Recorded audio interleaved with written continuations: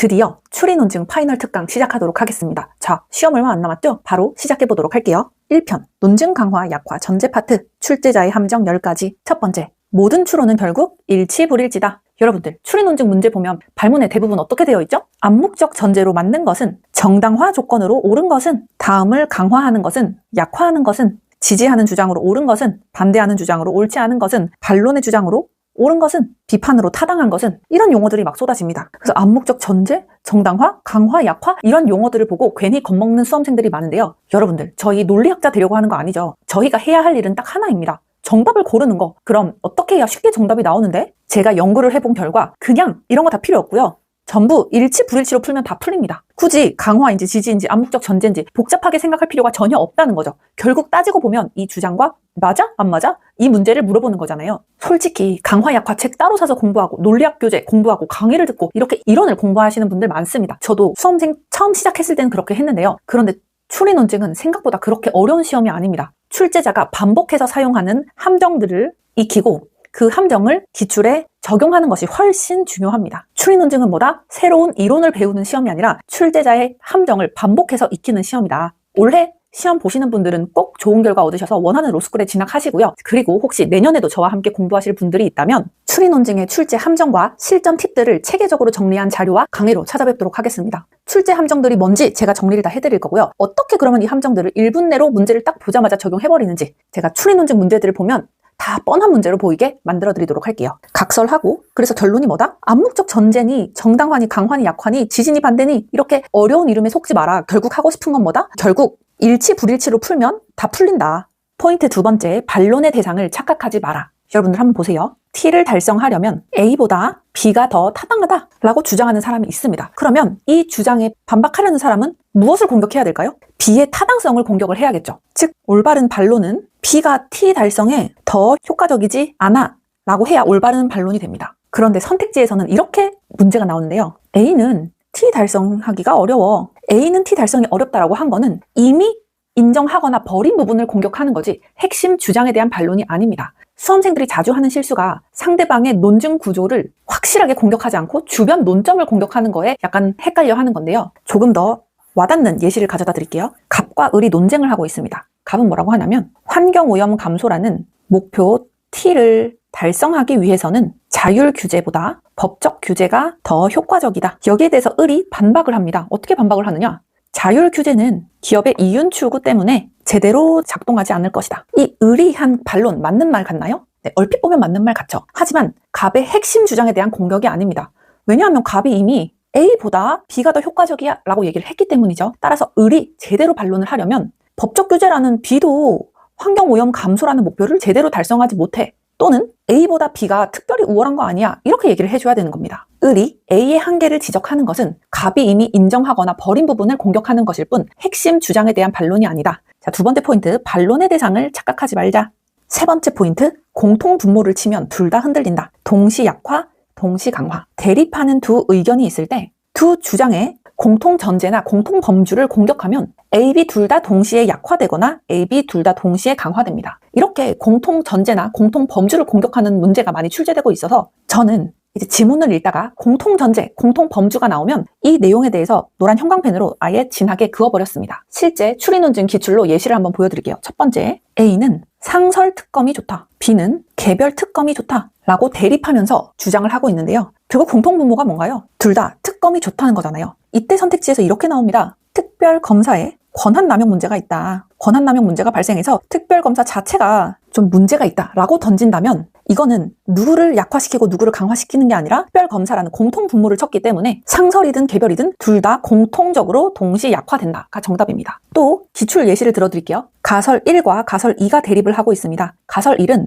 결과를 조작할 의도가 없었어 라고 주장을 하고 두 번째 가설은 결과를 조작할 의도 사실 있었어 라고 대립해서 주장을 하고 있습니다. 그런데 선택지에서 이렇게 묻는 겁니다. 결과를 조작한 사람들은 본인들의 행동이 공정하지 않았음을 인정했다. 이거는 누구를 약화시키거나 누구를 강화시키나요? 가설 첫 번째는 결과를 조작할 의도는 없었지만 아무튼 조작을 했죠. 두 번째도 결과를 조작할 의도가 있었지만 결국에 조작을 했죠. 결과를 조작한 사람들은 본인들의 행동이 공정하지 않았음을 인정했다. 이게 바로 조작의 의도와 유무를 떠나서 조작이 일어났다는 사실 자체를 인정했다는 공통 기반을 건드리는 겁니다. 따라서 이 경우에는 둘 다 동시 강화인 거예요. 포인트는 뭐다? 공통 분모를 치면 동시 약화가 되거나 동시가 강화되는 것처럼 둘 다 함께 간다. 네 번째 포인트, 약화는 결론을 공격해야 한다. 여러분들, 약화를 골라야 하는 문제가 나오면 같은 조건에서 다른 결론이 나오는가? 많은 수험생분들이 전제를 바꾸거나 애초에 다른 상황을 들고 와서 약화라고 착각합니다. 하지만 그것은 약화가 아니라 논점 이탈인데요. 제가 한번 기호로 쉽게 표현을 해드릴게요. 제시문에서 P이면 Q야 라고 제시문에 나와 있었습니다. 이거를 약화하려면 어떻게 해야 되는 거죠? 약화하려면 아니야, P는 Q가 아니라 나 Q야 이렇게 되던가, 아니야, P는 Q도 아니고 나 Q도 아니고 뭐 무관이야, 이런 식으로 제시문 결론과 다른 결과가 나와야 됩니다. 반면에 이거는 어떨까요? Q는 Q야 라고 나간다던가, Q는 not Q다, Q는 not P다, 이런 식으로 나가는 건요, 결론을 다시 말한 것에 불과하죠. 즉 정답은 무관입니다. 선생님 좀 헷갈리는데요? 문장으로 한번 볼게요. 갑이 주장합니다. 흡연을 하면 폐질환이 발생한다. 정리하면 흡연하면 폐질환이 발생한다. 이거를 약화해볼까요?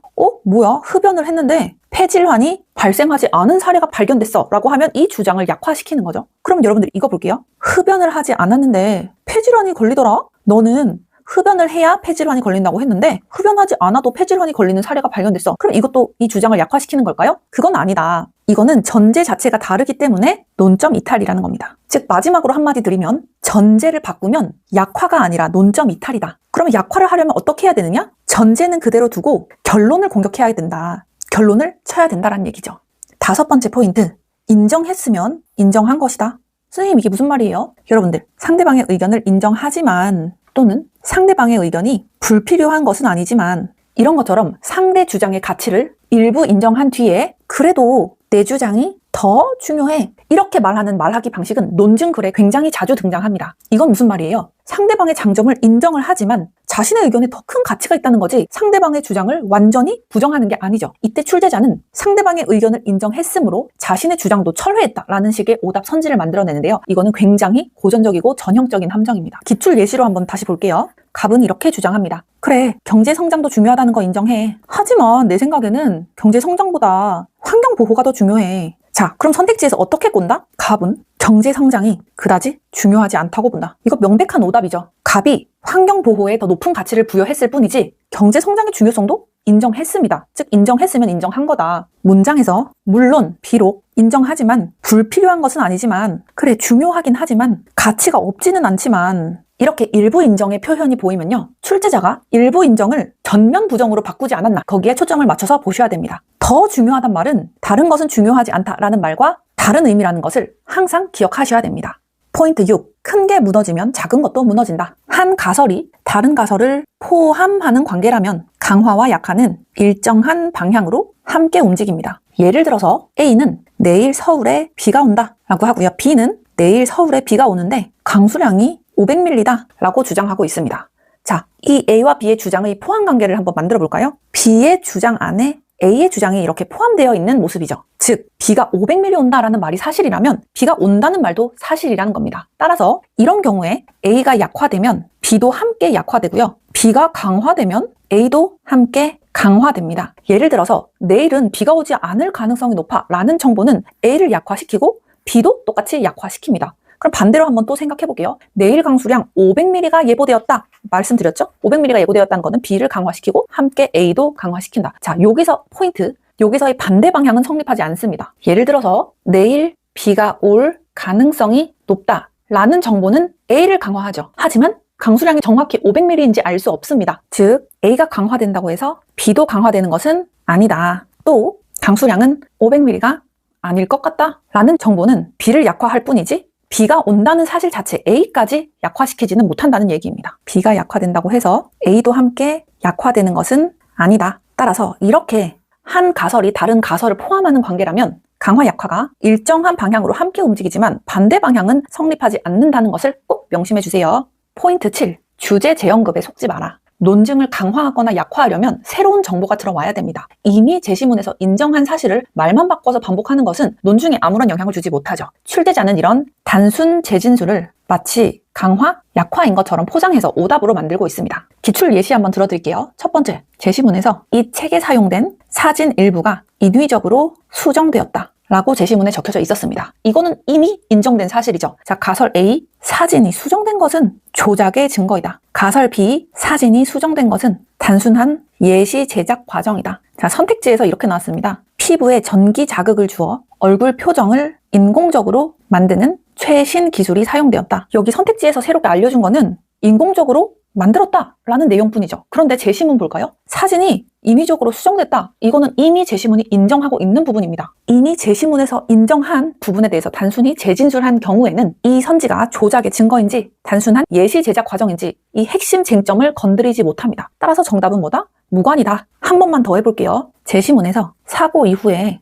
A는 아버지를 알아보지 못했고 부모 얼굴에 대한 GSR 반응도 나타나지 않았다. 가설 1 볼게요. 가설 1. 이 A는 시각 영역과 편도체 연결이 손상되었다. 가설 2. 이 A는 감정 중추 그 자체가 손상되었다. 선지에서 이렇게 나옵니다. A는 부모 얼굴에 대한 GSR 실험에서 아무 반응도 보이지 않았다. 이 선지는 가설 1을 강화할까요? 아니면 가설 2를 강화할까요? 어느 쪽이 더 타당할까요? 무관이죠. 왜? 부모 얼굴에 대한 GSR 실험에서 아무 반응도 없었다는 거는 이미 제시문에서 부모 얼굴에 대한 GSR 반응도 나타나지 않았다고 이미 주어진 정보입니다. 이미 제시문이 인정하고 있는 거죠. 따라서 가설 1과 가설 2 중에서 어느 쪽이 타당한지를 알려주는 새로운 정보가 없습니다. 따라서 정답은 무관이다. 한마디로 요약하면 이미 제시문에서 제시되고 인정된 같은 말을 반복하는 단순 재진술은 강화도 약화도 아니다. 무관이다.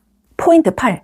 사실 설명이 곧 당위는 아니다. 네, 중요한 건 이거예요. 사실 설명이 당위는 아니다. 제시문에서는 세상이 어떻게 돌아가고 있는지 이렇게 막 설명을 하고 있는데 선택지에서는 갑자기 그래 세상이 이렇게 돌아가고 있으니까 우리는 어떻게 해야 된다 라고 말하는 경우가 있습니다. 이때 딱 경계를 하셔야 되는데요. 사실에 대한 설명과 당위에 대한 주장은 전혀 다른 얘기입니다. 자, 예시를 하나 들어드릴게요. 제시문에서 사회 지배층의 영향력 형성 과정에서 특정한 미적 취향의 기준이 만들어진다 라고 제시문에 나와 있었습니다. 그냥 이러이러한 사회 현상이 있구나 라고 설명하는 제시문이죠. 근데 선택지에서는 이렇게 나오는 거예요. 사회 구성원 모두는 미적 취향을 동등하게 인정해야 한다. 이거 대충 보면 그럴듯해 보이는데요. 이거 완전히 틀린 선지입니다. 왜냐하면 지문은 무엇이 실제로 일어났는가 라는 것을 사회 현상의 사실을 설명했을 뿐 무엇이 바람직한가 라는 당위에 대해서 얘기한 적이 없기 때문입니다. 하나만 더. 제시문에서 대기업 출신 지원자가 채용 과정에서 더 높은 평가를 경향이 있다. 선택지에서는 이렇게 나옵니다. 채용 과정에서는 대기업 출신 지원자를 우대해서는 안 된다. 이 주장은 맞을 수도 있고 틀릴 수도 있지만 일단 이 제시문만으로는 알 수 없는 정보죠. 왜? 제시문은 그냥 실제 현상, 사실만을 설명했을 뿐이고 선택지는 정책적, 윤리적 판단을 추가하고 있기 때문입니다. 따라서 틀린 선택지, 제시문과 선지에서 뭐뭐 해야 한다, 뭐뭐 해야만 한다, 뭐뭐 해야 바람직하다, 그렇게 해야 정당하다, 그렇게 허용해야 한다, 그러니까 금지해야 한다, 이런 표현들이 나오면 즉시 확인하세요. 지문이 정말 가치 판단까지 한 거 맞아? 단순히 사실만 설명한 거 아니야? 사실과 당위는 전혀 다른 문제입니다. 9번째 포인트, 상관관계와 인간관계는 같지 않다. A가 증가할 때 B도 증가하고 A가 감소할 때 B도 감소한다고 해서 A는 B의 원인이야 라고 할 수 있을까요? 이렇게 결론 내리면 안 됩니다. 이거는 인과관계가 아니라 단순히 상관관계일 수도 있는 거죠. 예를 들어서 아이스크림 판매량이 증가할수록 에어컨 판매량도 증가한다. 이거를 아이스크림이 많이 판매됐기 때문에 에어컨이 많이 팔린다 라고 인과관계로 볼 수 있을까요? 반대로 에어컨이 많이 팔려서 아이스크림이 많이 팔린다 이렇게 볼 수 있을까요? 아닙니다. 그냥 더운 날씨라는 제3의 요인이 둘 다 증가하게 할 수도 있는 거죠. 자, 두 번째 예를 또 들어드릴게요. 언어 이해 성적이 높은 학생일수록 추리 논증 성적도 높았다. 이것을 언어 이해 성적이 높은 것을 추리 논증 성적이 높은 성적 향상의 원인이라고 할 수 있을까요? 또 반대로 추리 논증 성적이 높다고 해서 언어 이해 성적 높은 것의 원인이 된다? 이렇게도 볼 수 없는 거죠. 그거는 모르는 겁니다. 제3의 요인인 국어의 모든 것이라는 유튜브를 봐서 이 영상들을 습득하니까 언어 이해 성적도 오르고 추리 논증 성적도 오르고 두 과목의 성적을 둘 다 증가시킨 제3의 요인이 있을 수도 있는 거죠. 출제자는 이렇게 자주 A와 B가 함께 변했다는 사실만 제시한 뒤에 슬그머니 그래서 A가 B의 원인이야 라는 결론을 끼워 넣습니다. 하지만 함께 움직이는 것과 원인과 결과 관계는 전혀 다른 얘기입니다. 지문에서 비례한다, 함께 증가한다, 함께 감소한다, 관련이 있다, 상관이 있다, 이와 같은 표현이 보이면 즉시 생각하세요. 그래서 네가 원인이라는 증거가 있어?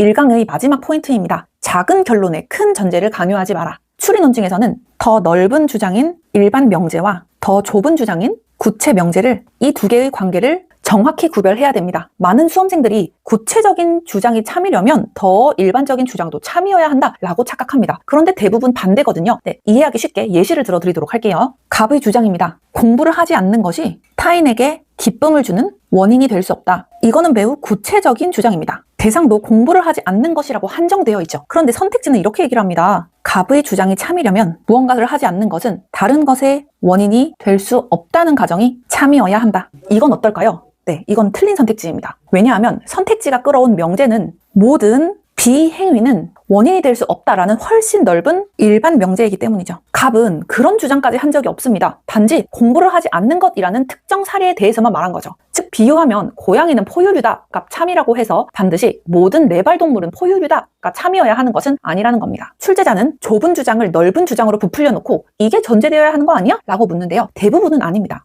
원래 주장보다 훨씬 강하고 넓은 내용을 몰래 끼워 넣은 것 뿐이죠. 한 줄 요약. 구체가 참이라고 해서 일반까지 참이라고 단정 지을 수는 없다. 하지만 일반이 참이라면 구체는 참이 된다. 네, 1강은 여기까지고요. 그 다음 시간에는 선지 함정, 조건문, 법학 추론 파트의 출제자의 핵심 함정 10가지 모두 공개하도록 하겠습니다. 네, 바로 다음 강의로 와주세요. 추리 논증 막판 10점 올리기 파이널 특강 2강 선지 함정, 조건문, 법학 추론 파트 1. 주어지지 않은 정보는 주어지지 않은 것이다. 지문을 읽다가 뭔가 A일 것 같은데? 라거나 아마도 이 뜻을 내포하고 있는 건 아닐까? 라는 생각이 들면 일단 멈추세요. 추리 논증에서 쓰여 있는 것과 내가 추측한 거는 완전히 다른 얘기입니다. 지금까지 추리 논증 공부 열심히 하신 분들은 아시죠? 조금만 깊게 생각하면 이게 정답일 것 같은데 출제자는 그 정도의 깊은 생각을 요구하지 않습니다. 출제자가 요구하는 건 뭐냐? 지문에 언급되지 않았고 그런 뉘앙스조차 드러나지 않았다면 그냥 혼자 망상하지 말고 알 수 없다라고 판단을 해. 제시문에서 A 기업은 최근 매출이 감소하였다. 근데 선택지에서 이렇게 나오는 거예요. A 기업은 곧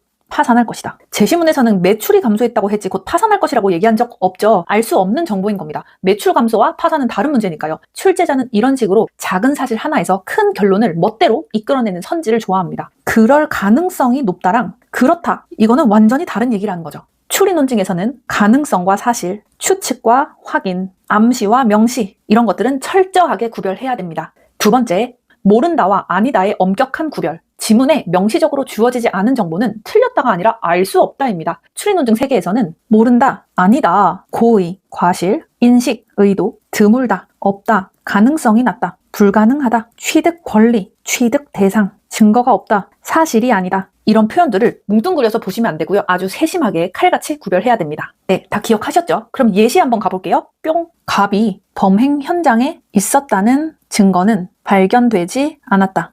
갑이 범행 현장에 있었다는 증거는 발견되지 않았대.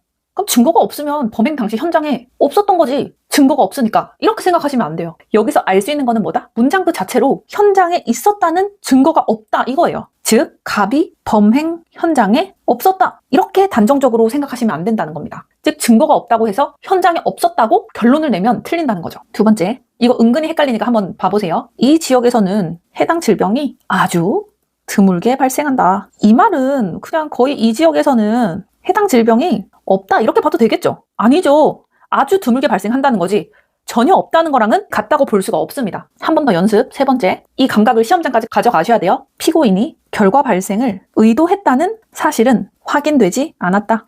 의도했다는 사실이 확인되지 않은 거니까 이 말은 그냥 쉽게 표현하면 의도가 없었다는 거네. 의도가 없었다. 이렇게 그냥 쿨하게 풀어야지 뭐 라고 하시면 절대 안 되는 거죠. 의도가 확인되지 않았다랑 의도가 없었다는 완전히 다른 말입니다. 이것도 같다고 보시면 안 된다는 거. 즉 정리하면 뭐다? 지문에 명시적으로 주어지지 않은 정보는 알 수 없다. 망상하지 마. 상상하지 마. 이런 거는 쿨해지지 마. 이 말이 이 말이지 뭐. 이렇게 생각하시면 저랑 내년에 강의를 또 다시 세 번째, 느낌으로 풀지 마라. 이거 굉장히 중요합니다. 왜냐면 제가 이렇게 많이 당했어요. 추리 논증을 풀 때. 추리 논증에서 가장 위험한 순간은 이거 좀 맞는 것 같은데? 아니면 이거 뭔가 틀린 것 같은데? 약간 느낌이 이런데? 라고 생각하는 순간 그게 되게 위험합니다. 출제자는 수험생들의 바로 그 느낌을 이용합니다. 말투, 뭔가 너무나도 자상하고 부드러운 말투, 억양, 이 남자 뭔가 서울 태생이야. 완전히 뼛속까지 서울 남자야. 뉘앙스 너무 부드러워. 그런데 이런 남자들이 쓰레기들이 있을 수 있다는 거죠. 출제자들은 말투, 억양, 뉘앙스로 수험생을 특정 방향으로 유도하기도 합니다. 정답은 느낌이 아니라 근거로 풀어야 된다. 선생님 너무 추상적이에요. 구체적인 예시 좀 가져와봐요. 내가 지금 구독했잖아. 예시 첫 번째, 이거 제가 맡겼는데요. 제시문에서 피사는 회원들로부터 별도의 동의 없이 회원 정보를 제공한다. 이거 보면 직관적으로 어떤 생각이 드세요? 별도의 동의 없이? 이거 뭔가 불법 같고 좀 틀린 것 같은데? 뭔가 이제 별도의 동의 없이라는 저희 도덕적인 그런 마음이 올라와서 뭔가 이 문장 자체가 문제 있어 보인다고 느낍니다. 하지만 추리 논증은 도덕성 시험이 아니죠. 법령이나 제시문에서 허용되는 상황이라면 충분히 가능한 이야기일 수도 있습니다. 느낌상 이상하다와 실제로 틀린 거는 다른 문제라는 거죠. 그 다음 두 번째 한번 볼게요. 보통 교부금을 지급받을 때에는 갑이 을보다, 동률 교부금을 지급받을 때에는 을이 갑보다 언제나 많이 받는다. 자, 언제나 많이 받는데요. 언제나. 뭔가 언제나 많이 받는다라고 하니까 이거 오답같이 느껴지죠. 왜냐하면 항상, 언제나, 모든, 반드시 이런 표현은 오답으로 보통 많이 나오기 때문이에요. 근데 이 문제 실제 리트 문제였는데요. 실제 계산 결과가 정말로 언제나 성립을 했습니다. 따라서 강한 표현이라는 이유만으로 오답이라고 단정하면 안 된다. 언제나, 반드시, 모두, 항상, 별도의 동의 없이, 별도의 뭐뭐 없이, 예외적으로, 심지어 막 이런 표현들을 사용해서 수험생들의 감정을 흔드는 거죠. 하지만 시험은 느낌을 묻는 것이 아니라 논리와 근거를 묻습니다. 선지를 보고 뭔가 이상한 느낌이 드는데 이 말투랑 억양, 뉘앙스를 보니까 조금 이상한데? 라고 생각이 들면 조금 한 템포 늦춰서 정말 근거가 있어서 내가 이상하다고 느끼는 건가? 아니면 그냥 말투 때문인가? 한 번만 더 생각해 주세요. 네 번째, 리트 어휘에 민감해져라. 제가 리트 어휘를 언어 이해에서도 많이 강조를 했는데요. 추리 논증 문제에서도 그 단어가 보이면 바로 예민하게 체크해야 됩니다. 조건이나 예외 관련한 어휘로서는 단, 다만, 예외적으로, 제외하다, 배제하다, 포함하다, 원칙적으로 강한 단정을 나타내는 단어, 반드시, 항상, 모두, 언제나, 무조건, 유일한, 유일무이한 이런 표현들, 조건문신호, 뭐뭐라 하면 무엇무엇일 경우, 무엇무엇일 때, 뭐뭐 해야 한다, 뭐뭐 할 수 있다. 추리 논증 문제에서 조건문이 하도 많이 나오니까 저는 이제 습관을 어떻게 들였냐면 뭐뭐라 하면 뭐뭐일 경우 뭐뭐일 때 이런 게 나오면 이제 자동 반사적으로 세모를 쳤어요. 근데 이게 습관이 되니까 언어 이해에서도 조건문이 나오면 이렇게 세모를 치더라고요. 근데 둘 다 먹혀요. 이게 언어 이해랑 추리 논증이 완전히 별개의 독립된 학문이 아니고 제 얘기 살짝만 드리면 언어 이해 공부를 엄청 열심히 하니까 추리 논증 성적도 오르고 추리 논증을 또 이제 미친 듯이 하니까 언어 이해도 같이 오르더라고요. 그러니까 뭐 리트 어휘 중요한 단어, 민감하게 느껴야 할 단어를 언어 이해랑 추리 논증 이제 구분해서 볼 필요 없이 어차피 자연스럽게 여기서 중요했던 단어는 추리 논증에서도 중요하고 추리 논증에서 중요했던 단어는 언어 이해에서도 중요하고 이렇게 다 활용이 됩니다. 제가 이렇게 조건문 신호가 나오면 자동 반사적으로 세모를 쳤던 것처럼요. 또 시간 관련, 선행, 후행, 이전, 이후, 소급하여. 이거는 추리 논증에서 더 많이 나오는 표현이긴 해요. 소급하여, 기산점, 시기, 종기, 소멸시효. 그리고 법학 문제가 나오면 추리 논증에서 필수 어휘 이거 챙겨 가셔야 됩니다. 명확하게 구분을 하라는 거예요. 신청, 신고, 허가, 승인, 소유, 점유 이거 하나하나 다 다른 의미인데 이거 로스쿨 가셔서 배우시고 지금은 일단 구분이라도 하자. 피고인, 피해자, 용의자, 혐의자, 일방, 타방, 쌍방 이런 거 다 예민하게 보셔야 됩니다. 그리고 과학 지문, 필수 어휘. 선생님 이런 거 다 어디서 가져오셨어요? 네이버에 물어보셨어요? 아니면 챗 GPT가 알려줬어요? 아니요. 이거 제가 수험 기간 2년 동안 제가 기출 분석하면서 하나하나 정리한 것들을 집대성해서 그냥 각 잡고 전개년 지문 분석했던 정보들을 완전히 싹 모아놓았던 저만의 그 비밀 노트라고 할까요? 그 어떤 분이 댓글로 이거 굉장히 AI 활용을 잘하신 것 같네요 라고 이렇게 좋은 말씀을 해주셨는데 언어 이해랑 추리 논증 그 AI 활용한 게 아니고 진짜 제가 다이소 노트에 다 적었던 거를 지금 가져와서 한글로 다 쳐가지고 정리를 한 거예요. 네, 각설하고 과학지문 필수 어휘는 뭐다? 항원, 항체 이거 혹시 개념 모르시면 시험 보러 가기 전에 한번 검색해보시는 것도 추천드립니다. 감경, 가중, 가감 이거는 과학 지문에서도 쓰이지만 법학 지문에서도 나온다. 의도, 인식 이거 두 개 다른 거 아시죠? 이런 단어들이 나온다면 그 문장을 주의해서 봐야 한다. 리트 어휘에 민감해져라. 포인트 5. 초기 조건을 놓치면 끝이다. 문제를 읽을 때는 세부 사항도 중요하지만 가장 먼저 이 문제의 기본 전제, 초기 조건, 기본 전제가 무엇인가를 반드시 확인하셔야 됩니다. 놓치기가 너무 쉽거든요. 왜냐하면 뒤에 세부 내용이 너무 길고 복잡하고 이해해야 하고 막 계산하고 해야 할 게 많기 때문에 이 문제의 기본 전제이자 초기 조건을 놓치기가 너무 쉬워요. 그래서 제가 추리 논증 때 노란 형광펜을 가지고 갔다고 말씀을 드렸는데요. 노란 형광펜을 어떻게 활용하나요? 라고 많이 말씀을 해주셨는데 이런 것들, 헷갈릴 만한 거. 근데 출제자의 너무나도 뻔한 함정이야. 근데 너무나도 헷갈려. 그런 것들 있죠. 기본 전제, 초기 조건 이런 거에 그냥 노란 형광펜을 아예 그어 버리는 거예요. 읽으면서도 아예 여기서 나오겠네 하고 알고 긋는 거죠. 이게 가능한 이유는 출제자의 함정을 이미 알고 있었기 때문이고 또 출제자가 첫 문장이나 첫 조문 같을 때 중요한 조건을 숨겨놓고 수험생이 이걸 잊어버리기를 바라는 거예요. 잊어버린 상태에서 계산하거나 추론하기를 바란다는 걸 알기 때문에 이제 많이 당해봤기 때문에 이제 노란 형광펜으로 아예 그어버리는 거죠. 한번 같이 그래 이 여자가 어떤 거에 그렇게 당했길래 이렇게 별 방법을 다 쓰는지 한번 볼게요. 첫 번째, 이것도 리트 기출이죠. 제시문, 재학생 중 A 인종의 비율이 60%를 초과하는 교육기관에 대해 A 인종 비율이 60%를 넘지 못하도록 하는 정책을 실시한다. 밑에 사례가 나옵니다. 교육기관 아래는 B인종과 C인종 학생만 존재한다. 정책 1, 어쩌고 정책 2 어쩌고 다다다닥 이렇게 나옵니다. 지금에서 저희는 초기 조건 놓치면 끝이야. 기본 전제 초기 조건 중요해. 이걸 보자라고 해서 바로 예시를 보니까 뻔하게 A인종의 비율이 60%를 초과하는 교육기관에 대해라고 초기 조건이 보입니다. 그런데 실제 긴장된 시험장에서 아주 낯선 제재의 새로운 이야기를 이렇게 긴 제시문으로 보다 보면 충분히 놓칠 수 있습니다. 왜냐하면 뒤에 검토해야 할 정책 내용들이 너무 많기 때문에. 따라서 노란 형광펜으로 기본 전제와 초기 조건은 밑줄을 딱 치고 확인을 하는 거죠. 교육기관 아래는 A인종 자체가 없잖아. 그럼 애초에 정책 적용 대상이 아니네. 따라서 정책 적용이 안 된다. 이게 정답이네. 라는 것을 눈치를 채셔야 됩니다. 이것도 굉장히 헷갈리니까 꼭 명심을 해주시고요. 예시 하나만 더 볼게요. 회사는 설립 시 1000주의 주식을 발행한다. 사례, 갑 회사는 설립 후 4000주의 신주를 발행하였다. 그리고 나서 뭐 어쩌고저 주식을 어떻게 했다 내용이 되게 길어요. 그러면 이제 수험생들은 그 밑에 많은 내용들을 다 보고 생각하고 신경 써야 될 게 너무 많아. 뭐 예외 조건이 있고 막 원칙은 이거고 막 적용해야 될 게 너무 많아. 그러다가 설립 시 1000주의 주식을 발행한다는 걸 까져먹는 거죠. 따라서 이거 계산 문제였는데 계산을 할 때 일단 주식 수는 4000주고 이런 식으로 놓고 바로 계산을 해버립니다. 근데 이게 아니죠. 이미 설립 시에 1000주의 주식이 발행되어 있으니까 더해서 5000주로 놓고 계산을 시작을 해야 되는 겁니다. 이런 식으로 출제자는 적용 대상이나 기본 전제, 초기 수량, 원칙 규정 이런 것들을 제시문 맨 위에 살짝 적어둡니다. 그리고 수험생들이 뒤쪽 사례만 이제 미치듯이 빠져들어서 사례에만 집중하게 만든 다음에 처음 조건을 잊어버리게 만들죠. 따라서 스스로 항상 물어보세요. 이 문제의 기본 전제, 초기 조건 체크했나? 이 문제의 기본값이 뭐였지? 이것만 확인해도 상당수의 함정을 피할 수 있습니다. 아예 아싸리 저처럼 그냥 초기 조건이 나오면 그냥 무조건 노란 형광펜으로 진하게 치자 이렇게 생각하셔도 훌륭하죠. 6번째, 출제자의 최애 함정. 조건문 방향 바꿔치기. 추리논증 문장이 P라면 Q이다 라거나 Q가 아니면 P이다 라고 하거나 P가 아니면 Q도 아니다. 이런 식의 조건문 문장이 보이면 그냥 자동 반사적으로 그 문장 위에 그냥 P라면 Q이다. Q가 아니면 P다. P가 아니면 Q도 아니다. 이런 식으로 그냥 조건문 기호 표시를 위에 박아버리세요. 또 그냥 이렇게만 나오는 게 아니라 이제는 조건문에다가 연언 또는 선언을 이렇게 함께 섞여서 이제 문장을 만드는 경우가 많은데 이것도 절대 헷갈리지 마시고 예를 들면 P라면 Q이거나 R이다. 뭐 이런 식으로 이 정도는 만들 수 있잖아요. 또 P는 Q이다 라고 주장하는 사람에게 반박 어떻게 하죠? 1강 들으신 분들 한번 복습해 볼게요. P는 Q이다 이거 반박하려면 아니야. Q이면 P야. 이렇게 해야 올바른 반박이죠. 아니죠. 네, 아니다. 넘어가시면 안 돼요. 올바른 반박이 뭐예요? P이면 not Q야. 이렇게 해야 이게 진짜 올바른 반박이다. A는 not B라는 명제를 약화하려면 오직 A는 B다 라는 케이스를 가져와야 한다. not A가 B라거나 not A가 not B라고 하는 명제는 아예 전제 자체를 부정해버리는 경우이기 때문에 약화가 아니라 무관이다. 포인트 7. 반대로 생각하면 답이 보인다. 제시문이 어떤 정보를 주면 거기서 끝내지 말고 자동으로 남은 정보와 반대 상황까지 계산을 하세요. 출제자는 종종 직접 말해준 정보보다 그 정보로부터 당연히 따라 나오는 내용을 묻습니다. 이거는 망상이라고 볼 수가 없죠. 자, 케이스 첫 번째. 이것도 오늘 리트 지문이니까 그냥 예시로 들게요. 갑, 을, 병, 중, 두 사람만의 말이 참이다. 그러면 두 사람 말이 참이네. 케이스 1 첫 번째. 갑과 을이 참일 경우, 을과 병이 참일 경우, 갑과 병이 참일 경우.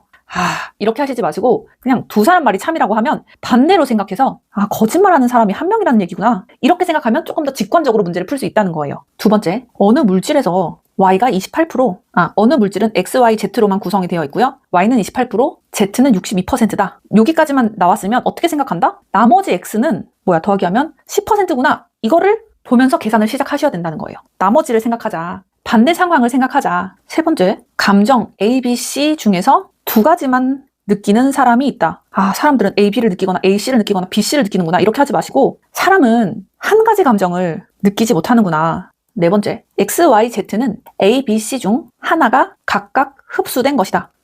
X, Y, Z는 A, B, C 중 하나가 각각 흡수됐다면 A가 X에 흡수되거나 Y에 흡수되거나 Z에 흡수됐겠고 이렇게 하지 마시고 하나가 각각 흡수됐다고 하니까 반대로 생각하면 뭐예요? 흡수하지 않은 나머지 두 개는 반사된 거구나. 이렇게 떠올리셔야 됩니다. 즉, 드리고 싶은 말씀은 뭐다? 주어진 정보만 보지 말고 자동으로 따라 나오는 나머지 정보까지 계산하세요. 정답은 종종 남는 것에 있습니다. 포인트 8. 극단적으로 생각해봐라. 선지에 무엇에 상관없이 아무리 뭐뭐 해도 언제나 모두 어떤 경우에도 절대로 반드시 이런 것 같은 강한 단정적 한계 표현이 나오면 극단적인 반례를 머릿속으로 한번 던져보세요. 의외로 많은 선지가 단 하나의 극단적 반례로도 무너집니다. 예시 첫 번째, 이것도 다 리트 기출이에요. 선지에서 지구의 모양이 어떻게 변하더라도 받는 햇빛의 양은 같다. 지금 어떻게 변하더라도 라고 하면서 강한 단정적 한계 표현이 나왔죠. 그럼 약간 헷갈릴 수가 있어요. 아, 지구의 모양이 달라져도 햇빛의 양 같나? 그럼 이럴 때는 극단적으로 한번 생각해보는 게 좋습니다. 햇빛이 이렇게 있어요. 지구가 원래 이렇게 생겼는데 이게 엿가락처럼 길게 늘어난 거예요. 이렇게 늘어났어요. 이렇게. 이게 지구예요. 자, 햇빛의 양이 같을까요? 여기 햇볕을 받는 양, 안 보이죠? 여기서 햇빛을 받는 양과 여기 끝에 있는 햇빛을 받는 양이 같을까요? 아니죠. 햇빛을 받는 면적 자체가 다른데 이렇게 극단적으로 예시를 하면 그냥 이 문제는 너무 어렵게 생각할 필요 없이 극단적 반례로 무너지는 겁니다. 예시 두 번째, 선지. 근육량과 상관없이 높이 뛰기 기록은 일정 수준을 넘을 수 없다. 뭐뭐와 상관없이 뭐뭐 할 수 없다. 라고 이것도 강한 단정적 표현이 나왔습니다. 정말 그럴까요? 근육량과 상관없이 높이 뛰기 기록은 일정 수준을 높일 수 없을까요? 극단적으로 한번 생각해 보겠습니다. 어떤 사람이 인간의 한계를 초월할 정도의 근육과 추진력을 갖게 된다면 이게 지구고요. 지구 위로 한참 올라갈 정도로 한계를 초월할 정도로 근육과 추진력을 갖게 된다면 높이뛰기 기록이 뭐 얼마나 되겠어요? 일정 수준을 높일 수 없다? 아니다. 높이뛰기 기록 역시 충분히 달라질 수 있다. 이렇게 극단적으로 생각하면 의외로 많은 선지가 해결이 됩니다. 포인트 9. 아는 법은 잠시 잊어라. 여러분들 법학 추론 문제를 풀 때는 내가 알고 있는 실제 법률 지식 잠시 내려놓으세요. 문제에서 제시한 법령이 X국 법령이거나 Y국 법령이면 이 법령이 실제로 말도 안 되는 법일지라도 시험에서는 이 규정만이 유일한 판단 기준입니다. 내가 아는 민법 조문은 이건데? 하는 순간 날아가는 거죠. 우리는 대한민국 법이 아니라 문제 속에 던져진 X국 법령과 Y국 법령만을 유일무이한 판결 기준으로 삼아야 된다. Y국 형법은 과실범을 처벌하지 않는다. 이거 보고 나서 말도 안 돼. 실제 형법은 그게 아닌데? 이렇게 떠올리는 순간 위험하다는 거죠. 중요한 거는 현실 법률이 아니라 문제 속에 있는 Y국 형법이 무엇이라고 규정했는가입니다. 출제자는 일부러 수험생들이 익숙하게 알만한 좀 쉬운 법 개념을 제시한 뒤에 그와 다른 규정을 뒤에 넣어서 배경 지식을 끌어오게 만듭니다. 그리고 당연히 이렇겠지 라는 생각을 한 수험생을 오답으로 유도하게 되는데요. 이게 출제자의 뻔한 함정 중에 하나입니다. 2강 마지막 포인트입니다. 규정 적용의 우선순위 파악하기. 조문을 스캔할 때 적용의 순서나 우선순위가 있다면 시험지에 진하게 노란 형광펜으로 확 그어버리세요. 법조문은 무엇이 적용되는가도 중요하지만 무엇을 먼저 적용하는가도 굉장히 중요합니다. 따라서 법조문 문제를 풀다가 우선, 먼저, 순차적으로 제1순위, 제2순위 또는 다만 다른 규정에 우선하여와 같은 표현이 보이면 노란 형광펜으로 이렇게 진하게 표시를 해주세요. 예를 들어서 법학 문제가 나왔는데요. 조문에서 관할 법원은 다음 순서에 따른다. 1. 부부의 공통주소지 관할법원. 2. 일방의 주소지 관할법원. 3. 원고 주소지 관할법원. 그리고 이제 밑에 조문 문제가 계속 나오는 거죠. 지금 다음 순서에 따른다고 해서 적용해야 할 순서가 이렇게 나와 있습니다. 우선순위가 명확할 때 2개 이상에 해당하는 사례라면 무조건 상위순위의 규정을 먼저 적용해서 풀어야 뒤통수를 안 맞게 되는 거예요. 첫 번째, 두 번째 2개 다 해당이 되는데 대충 보고 일방의 주소지 관할법원이 적용이 되네라고 해서 바로 2번만 바로 적용을 해버리면 바로 함정에 빠져버리는 겁니다. 우선순위 규정이 있다면 가장 먼저 이를 적용을 해야 한다. 저는 이런 문제가 나오면 이렇게 노란색으로 표시를 했어요. 노란 형광펜으로 1부터 봐라 이거죠. 이렇게. 제가 리트 시험이 나오면 맨날 시간 재고 실전처럼 풀어보고 있거든요. 근데 최근 사례형 문제는 더욱 교묘해졌더라고요. 중간 과정을 먼저 적용해야 하는 경우도 있어요. 예를 든 거예요. 1, 2, 3 이 순서대로 적용을 해야 된다거나 아니면 하나의 규정을 계산 과정에서 2번 적용해야 하는 경우 이렇게 나온다던가 또 여러 규정이 동시에 충족이 되지만 막상 두 번째 거는 적용이 안 되고 우선순위에 있었던 그 규정만으로도 정답이 결정되는 경우 이런 식으로 최근 더 교묘해졌습니다. 따라서 출제자의 이런 트릭들을 미리 알고 있으면 조금 더 탄탄하게 대비할 수 있을 겁니다. 2강도 들어주시느라 고생하셨고요. 그 다음 3강이 이어지는데요. 3강은 수리, 과학, 실험, 법조문을 적용하는 파트로서 이제 수리랑 과학, 계산 파트 어떻게 다루느냐 이런 것들이 계속 나와요. 수포자였던 문과생이 추리 논증 35개 넘는 치트키.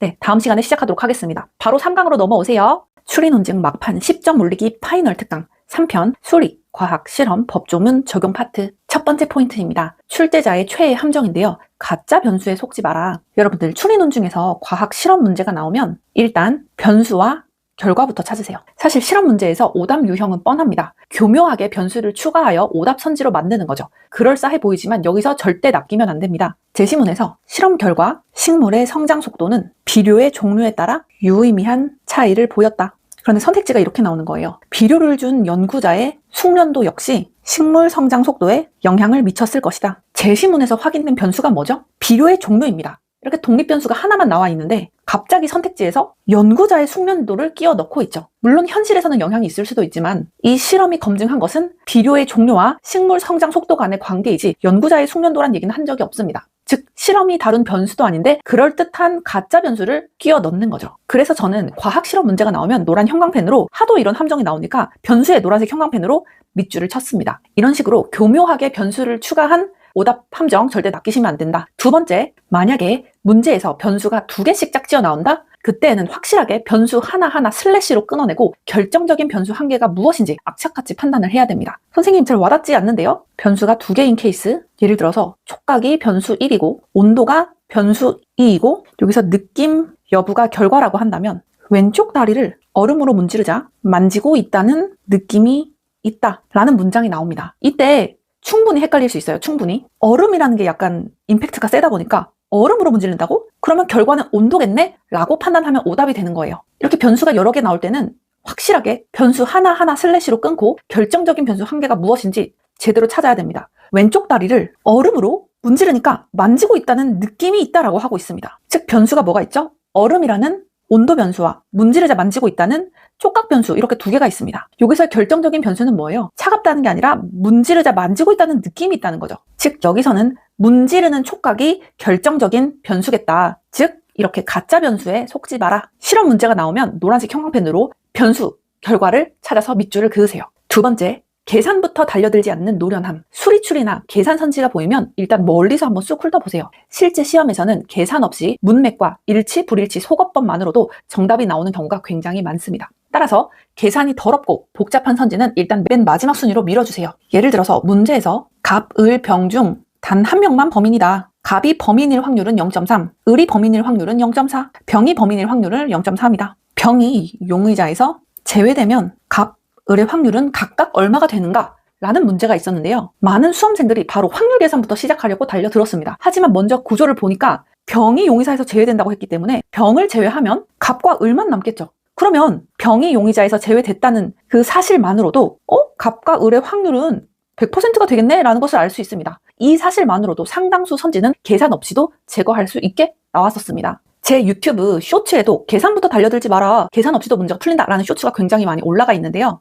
출제자는 일부러 소수점, 백분율, 확률, 복잡한 숫자 이런 것들을 잔뜩 던져놓고요. 수험생들이 숫자에 겁먹고 계산에 빠져들어서 시간을 다 잡아먹기를 기대하고 있습니다. 하지만 정답은 의외로 계산식이 아니라 문장 구조에 숨어있는 경우가 많습니다. 복잡한 계산 선지는 맨 뒤로 미루자. 추리논 중에서 제일 중요한 덕목은 시간관리니까. 포인트 3. 값과 차이를 구별하라. 추리논 중에서 수치가 나오면 가장 먼저 확인하세요.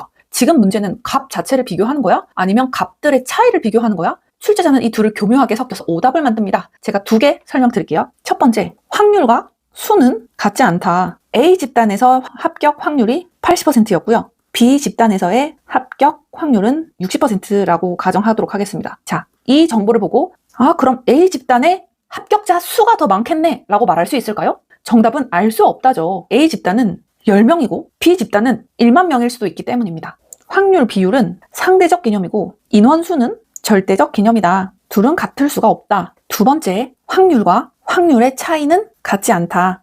자, 문제가 이렇게 나왔어요. 어떤 사람이 느끼는 놀라움의 정도는 사건 발생 확률과 반비례한다. 사건 A의 발생 확률은 80%이고 놀라움은 20%였습니다. 사건 B의 발생 확률은 20%고 놀라움의 정도는 80%였는데요. 여기서 많은 수험생들이 이렇게 착각을 합니다. 놀라움과 확률은 반비례하니까 발생 확률의 차이와 놀라움의 차이도 반비례겠네? 하지만 아닙니다. 확률이 감소한 만큼 놀라움은 증가합니다. 즉, 확률 자체와 놀라움은 반비례 관계이지만 확률의 차이와 놀라움의 차이는 같은 방향으로 움직인다. 여러분들, 출제자는 계속 비율과 수, 또 확률과 확률의 차이를 계속 섞어 놓습니다. 그래서 80%가 더 크니까 사람 수도 더 많겠네 라고 하거나 반비례 차이니까 결과도 반비례겠네 라고 하면서 실수를 유도하는데요.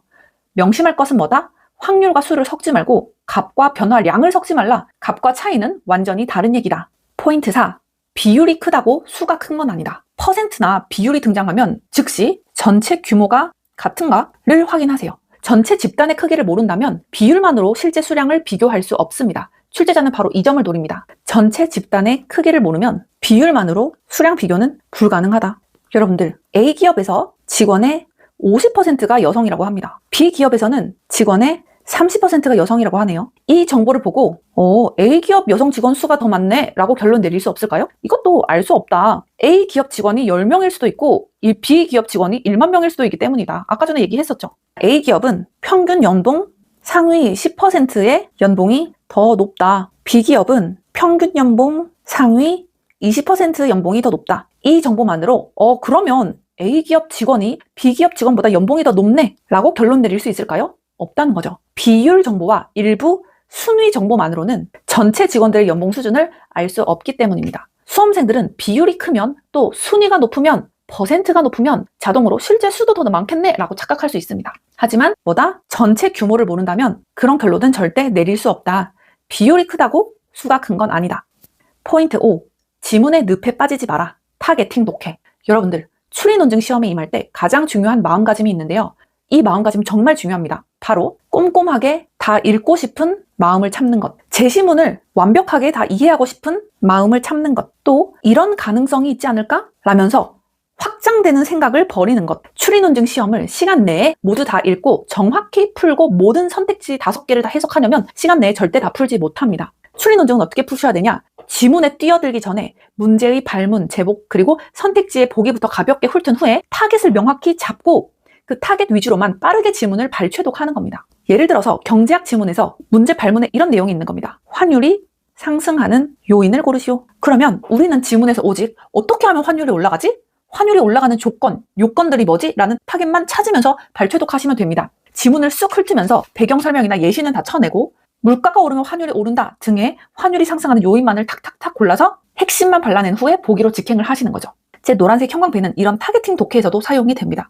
내가 찾아야 할 타겟이 뭐지? 라는 그 부분에 밑줄을 그으시고 그거를 찾는다는 느낌으로 지문을 발췌독하시는 겁니다. 핵심 선지, 타겟 문장만 노란 형광펜으로 진하게 밑줄 치면서 읽어 내려가자. 보기로 내려갔다가 다시 올라가더라도 그 부분이 눈에 집중돼서 보일 수 있도록요. 포인트 6. 중간부터 시작하라. 추리 논증에서 정보가 부족하거나 경우의 수가 너무 많은 때는 일단 가운데, 중간, 일단 균형 상태부터 시작을 하는 겁니다. 선생님 지금 뭔 소리 하는 거예요? 이 문제 말이에요. 12명이 상의와 하의를 입고 있다. 같은 색 상의와 하의를 입은 사람들은 N명이다. 이런 식의 조건이 나와서 결국에는 다른 색 상의와 파란색 모자를 쓴 사람은 몇 명이냐 이런 문제들 있죠. 이런 경우의 수의 문제가 나오면 일단 12명에서의 절반인 6명은 같은 색, 6명은 다른 색 이렇게 중간 절반을 나누고 시작하세요. 그 다음에 이제 조건을 얹어서 맞춰나가면 됩니다. 출제자는 대부분 가장 균형적인 상태를 출발점으로 삼으면 쉽게 풀리도록 설계하는 경우가 굉장히 많다. 포인트 7. 이해 안 되면 편이라도 갈라라. 지문이 너무 어렵고 무슨 말인지 도저히 이해되지 않을 때에는 모든 내용을 다 완벽하게 이해하려고 노력하지 마시고요. 대신 등장하는 개념들을 좋게 보는 대상, 싫어하는 대상 이렇게 단순하게 구분하세요.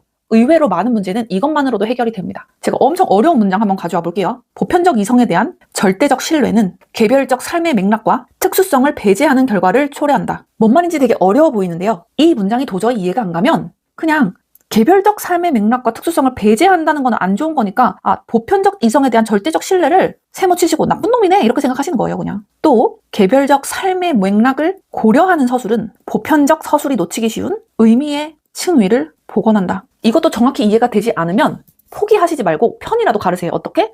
보편적 서술이 놓치기 쉬운 의미의 층위를 복원한다는 게 좋은 건 아시잖아요. 그럼 개별적 삶의 맥락을 고려하는 서술은 좋은 놈이네. 이렇게 좋은 놈, 나쁜 놈만 파악해도 잘 들어보세요. 글쓴이는 보편적 이성에 대한 절대적 신뢰가 사회를 올바르게 이해하는 데 필수적인 요소라고 본다. 이렇게 좋게 선택지가 나왔다면 틀렸다는 것을 알 수 있습니다. 왜? 얘 나쁜 놈인데 선택지에서는 좋은 놈이라고 했으니까. 따라서 지문이 어려울수록 옹호, 비판, 긍정, 부정, 지지, 반대 이런 것들의 방향성은 오히려 더 분명하게 드러내는 경우가 많다. 따라서 내용을 100% 이해하지 못해도 출제자가 그래서 이 개념 좋아해? 이거 좋은 놈이야? 나쁜 놈이야? 이렇게 편만 갈라도 정말 위기 상황 속에서도 상당수 문제를 해결할 수 있다. 포인트 8. 법조문은 읽는 게 아니라 분해하는 것. 법조문 사례형 문제 많이 나오잖아요. 이때 조문을 그냥 문장으로 읽고 이해하시지 말고 체크리스트로 분해하세요. 법 조문을 보면 자동으로 주체 끊고 대상 끊고 조건 끊고 조건에 당연히 1, 2, 3 이렇게 넘버링 하시고 기간, 숫자 예를 들어서 조문이 공무원은 재직 중에 체크하시고 기계적으로 표시하는 습관을 들여야 됩니다. 취득한 비밀은 퇴직 후에도 누설하여서는 아니 된다. 다만 법률에 특별한 규정이 있는 경우에는 그러하지 아니하다.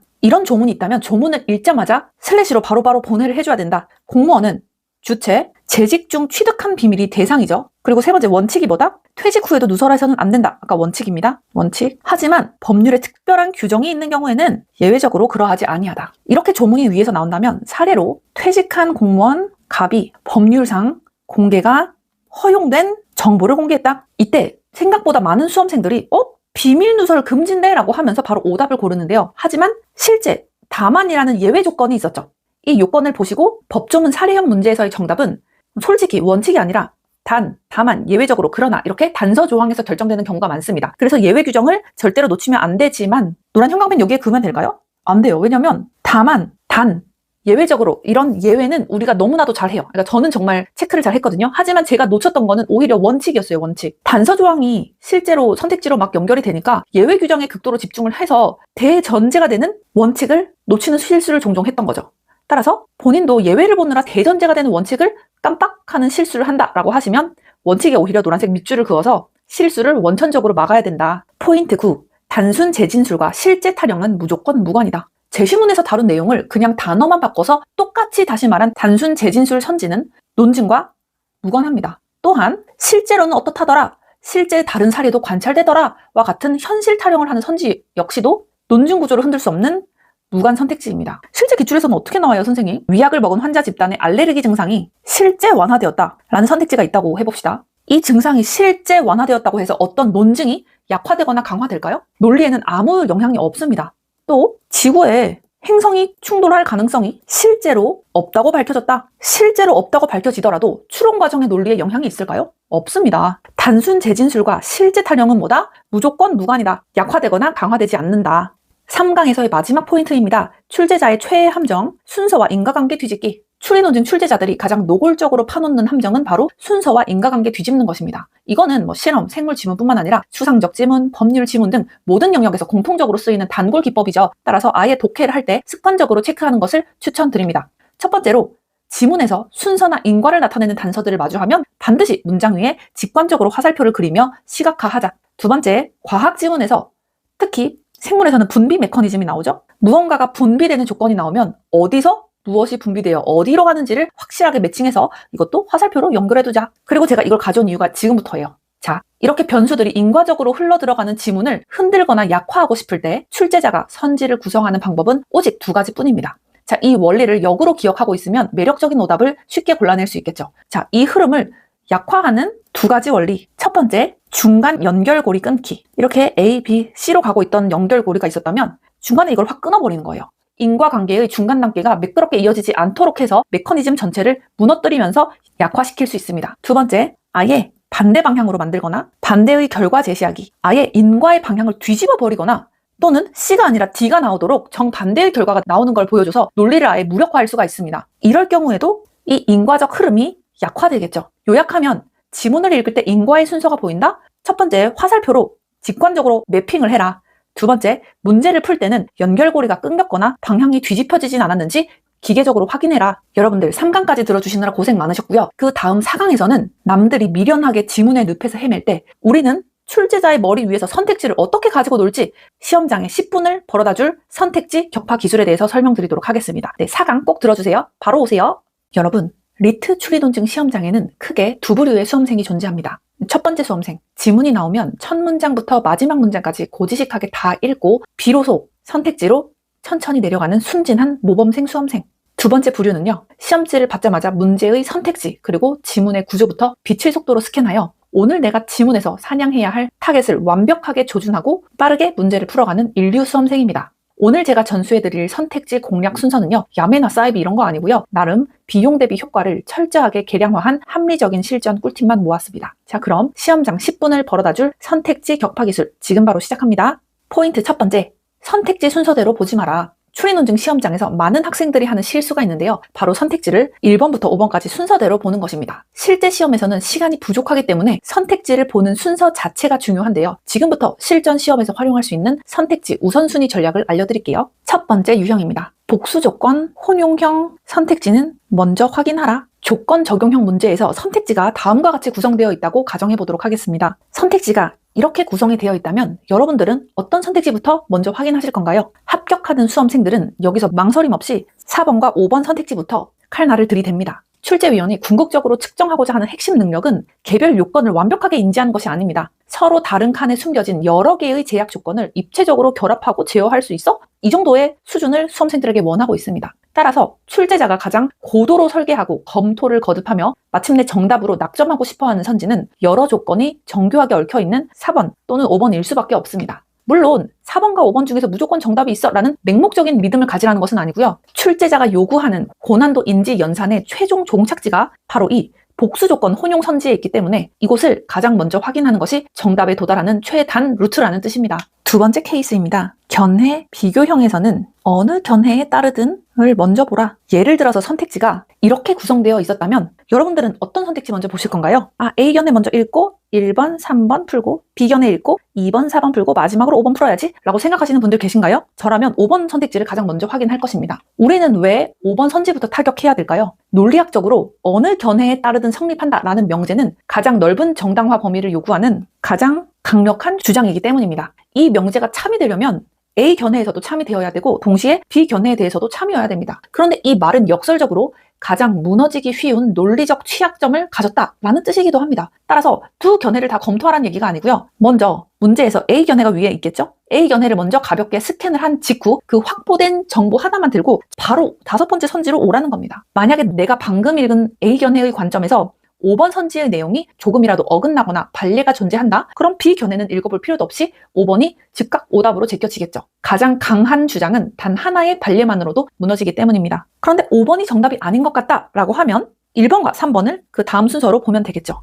두 번째 포인트, 선지가 많은 견해부터 공략해라. 두 번째 전략인데요. 추리 논증에서 갑을처럼 두 견해가 대립하는 제시문이 나오면 지문부터 무작정 읽지 마세요. 먼저 선택지를 빠르게 훑어보시는 것을 추천드립니다. 자, 지문에서 갑과 을의 견해가 대립을 하고 있고 선택지를 보니까 선택지가 5개죠. 1, 2, 3, 4, 5에서 1번, 3번은 갑의 견해에 대한 판단이고 2, 4, 5번은 을의 견해에 대한 판단이다 라고 가정해 보도록 하겠습니다. 대부분의 많은 수험생들이 갑과 을이 견해가 대립하는 제시문이 나오면 갑부터 바로 그렇게 착하게 들어갑니다. 그리고 을도 읽고 그리고 핵심도 잡고 그리고 이제 1번부터 이렇게 보면서 OX, 세모 이렇게 표시를 하면서 문제를 읽죠. 이 방법 너무나도 모범적인 방법인데 시간 압박이 있는 추리논증 시험에서는 조금 지양하는 방법이라는 얘기예요. 지문부터 들어가지 말고 선택지를 보니까 지금 갑에 매칭된 선지는 2개고 을에 매칭된 선지는 3개입니다. 그러면 여러분들은 갑이 아니라 무조건 을부터 먼저 보시는 게 좋습니다. 이유는 굉장히 단순한데요. 지문을 읽는 시간 투자 대비 아웃풋의 효율이 을이 더 높기 때문입니다. 우리가 을의 입장과 논거를 정리해서 선택지로 가면 무려 3개의 선택지의 진위를 한 번에 판정할 수가 있습니다. 하지만 똑같은 시간을 들여서 갑의 입장을 먼저 파악하면 고작 2개의 선택지만 건드릴 수가 있겠죠. 따라서 시간 대비 효용성이 극대화되는 을부터 붕괴시키는 것이 제한 시간 내에 정답을 확정짓는 압도적인 치트키이다. 세 번째 포인트, 상충하는 선택지는 정답 후보를 좁혀라. 문장이 좀 이상하네요. 상충하는 선택지가 있다면 정답 후보를 좁힐 수 있다. 이런 내용인데요. 한번 설명을 드릴게요. 추리 논증에서는 선택지끼리 논리적으로 충돌하는 경우가 있습니다. 예를 들어서 1번 선택지가 처분 보상은 5천만 원 이하이다. 두 번째, 처분 보상은 최대 1억 원까지 청구 가능하다. 이 2개의 선택지 동시에 참일 수 있나요? 없죠. 하나는 5천만 원 이하라고 하고 하나는 최대 1억까지 청구 가능하다고 하니까 이 두 선택지는 동시에 참일 수 없습니다. 따라서 둘 중 하나는 반드시 정답 후보가 된다. 이런 경우에는 다른 선택지부터 처음부터 동일하게 힘줘서 검토할 필요가 없습니다. 왜냐하면 이 상충하는 2개의 선택지 중에서 정답이 있을 테니까. 또 다시 말하면 이 문제를 못 풀어서 그냥 찍게 되더라도 이 2개 중에서 하나를 찍어야 된다는 얘기예요. 2개 중에서 하나는 정답이라는 거 눈치채기. 또 다른 유형인데요. 이 유형을 보겠습니다. 선택지 1번, 기역이 참이면 미음이 반드시 참이다. 선택지 2번, 기역과 디귿이 참이면 미음이 반드시 참이다. 이 경우에 1번이 참이면 2번도 당연히 참이 되겠죠. 왜? 2번은 1번보다 조건이 더 추가되어 있는 더 약한 주장이기 때문이에요. 따라서 1번이 거짓이라면 2번도 함께 거짓이 됩니다. 즉, 두 선택지는 함께 움직이는 관계라는 거예요. 2개의 선택지를 동시에 처리할 수 있습니다. 정리하면 선택지끼리 상충하거나 논리적으로 연결이 되어 있다면 개별적으로 보지 말고 묶어서 판단해라. 포인트 4.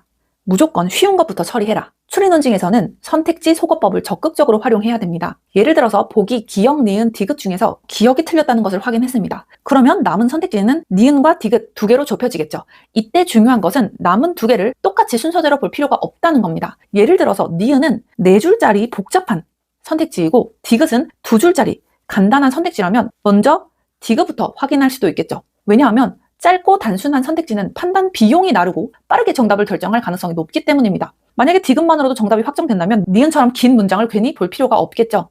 그렇다면 아니 선생님 니은 디귿 두 개가 남았는데 두 개 다 이렇게 똑같이 세 줄인데요? 이렇게 문장 길이가 비슷할 때는 어떻게 해야 될까요? 그때 작동해야 하는 두 번째 기준은 바로 트릭을 얼마나 썼느냐. 추리논증 출제자들이 매력적인 오답 선지를 설계할 때 사용하는 고유 방식이 있는데요. 바로 다중 비틀기입니다. 조건을 한번 비틀고 거기에다가 예외 조항을 섞고 거기다가 시기나 주체를 교묘하게 한 번 더 꼬아서 내는 식이죠. 따라서 여러분들이 선지를 쭈르륵 훑었을 때 상대적으로 덜 꼬여 보이고 논리적 서술이 담백하면서 수식이 좀 배제된 선택지가 있을 겁니다. 그 녀석이 바로 출제자의 함정이 가장 덜 묻어있는 저항감이 적은 선지입니다. 그러니까 꼬인 실타래를 하나하나 정확히 풀려고 덤비지 말고 가장 덜 꼬인 헐렁한 선지부터 풀자. 그리고 정답만 빠르게 치고 빠지자는 거예요.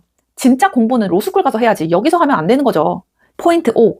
보기형 문제는 전체를 묶는 선택지부터 확인하라. 여러분은 출제위원회의 선택지들을 구성할 때 가장 심혈을 기울여서 제작하고 가장 정답으로 만들고 싶어하는 선택지가 무엇인지 아시나요? 그것은 바로 가장 넓은 정보량을 한 번에 제어하는 선택지입니다. 단순히 지문 구석탱이에 있는 한 단어 읽었는지를 묻는 단독 선지는 출제자 입장에서도 변별력을 확보하기가 어렵거든요. 따라서 진짜 실력이 있는 고득점자를 가려내기 위해서 설계한 선지는 여러 보기를 공통점, 차이점 혹은 종합적으로 엮어버린 선지입니다. 자, 그럼 케이스 두 개를 나눠서 한번 해볼게요. 첫 번째 케이스, 공통점 선지 공략의 법칙. 자, 선택지 구성이 다음과 같이 분산되어 있다고 해볼게요. 여러분들, 이런 선택지를 맞이하셨다면 어떤 선택지부터 읽으실 거예요? 어떤 순서로 읽으실 거예요? 한번 지금 일시정지 해놓고 나는 몇 번부터 볼 것 같아 라고 한번 생각을 해보시겠어요? 네. 영리한 수험생은 가장 먼저 기억과 니은의 공통점을 확인하고 그 다음에 차이점을 확인하고 나머지 단독 설명 선택지를 봅니다. 이유가 뭘까요? 수학으로 따지면 교집합에 해당하는 공통점을 묻는 4번은 기억과 니은이라는 두 가지 명제를 동시에 통제하는 선지입니다. 이거는 출제자가 지문의 핵심 메커니즘 두 줄기를 완벽하게 장악했어? 이거를 평가하기 위해서 설계한 출제 제1순위 타겟인 거죠.